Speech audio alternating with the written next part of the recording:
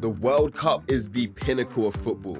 Every 4 years, the best players get together to decide who is the best team in the world. But the undoubted quality of the World Cup doesn't mean that it goes off without a hitch. From refereeing mistakes to pure on-pitch chaos, the World Cup has seen more than its fair share of controversial moments. Here are some of the most iconic. The World Cup's controversial moments go right back to the 1960s. In 1962, Italy played Chile in what went on to be called the Battle of Santiago, and is sometimes described as the most violent match of all time. The game began with a red card and included headbutts, punches, and even a police escort for a player who refused to leave the pitch. 4 years later, and it was England's men's team's finest hour. Nowadays, the tournament is remembered for England's third goal against Germany, which may or may not have crossed the line. But the biggest controversy happened before the tournament even started. The Jules Rimet Trophy had been on display at Westminster Central Hall to mark the arrival of the World Cup.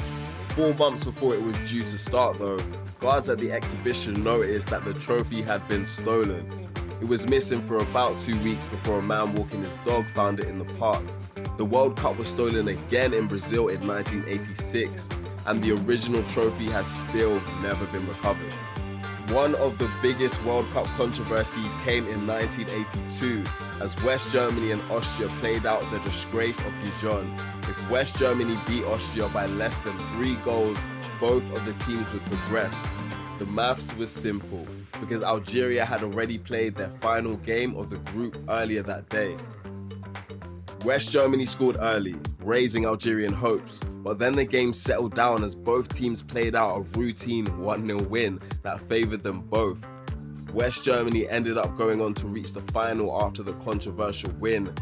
In the end, the disgrace of Dijon led to a permanent change in World Cup rules, being the reason that the final games of each group are played at the same time. 4 years later, and there was arguably the most controversial and most talked about World Cup moment of all time. On the 22nd of June in Mexico City, England were playing Argentina in the quarterfinals. Just after half-time, and the score stood at 0-0 until Diego Maradona put Argentina ahead with a little help from the hand of God.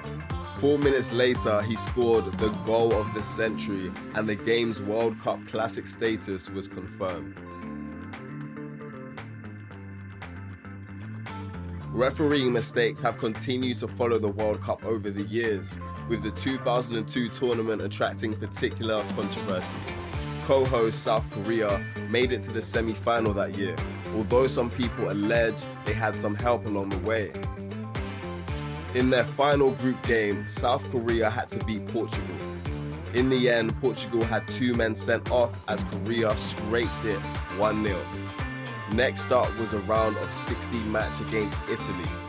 After a missed penalty and a string of questionable decisions, the game went to extra time.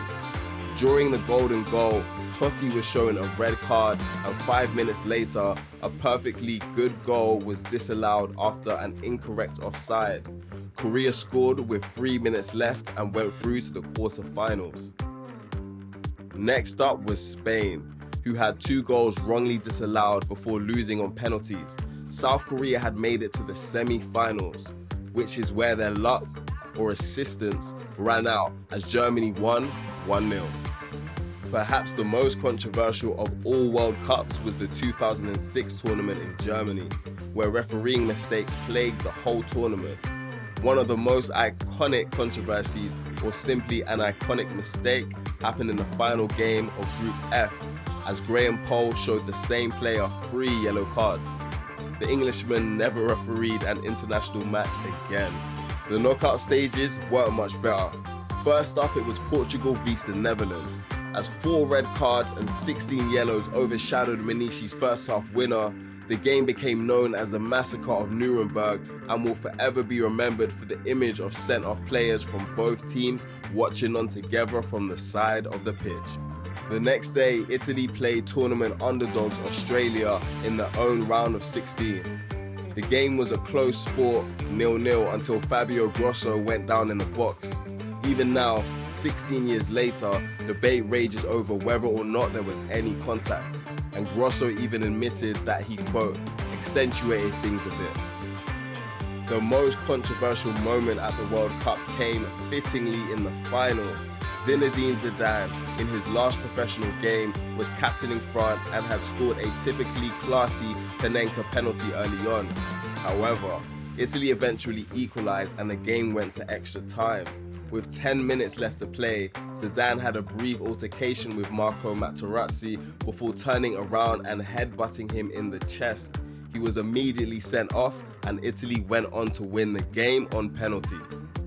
The World Cup has a long history of controversies both on and off the pitch, as well as all the wrongly disallowed goals, violent altercations, and stolen trophies. The last few years have seen the focus turn to FIFA, with the US government accusing them of accepting bribes for awarding World Cup hosting duties. While the World Cup is always the greatest show on earth, part of that is due to the controversies and debates that it causes.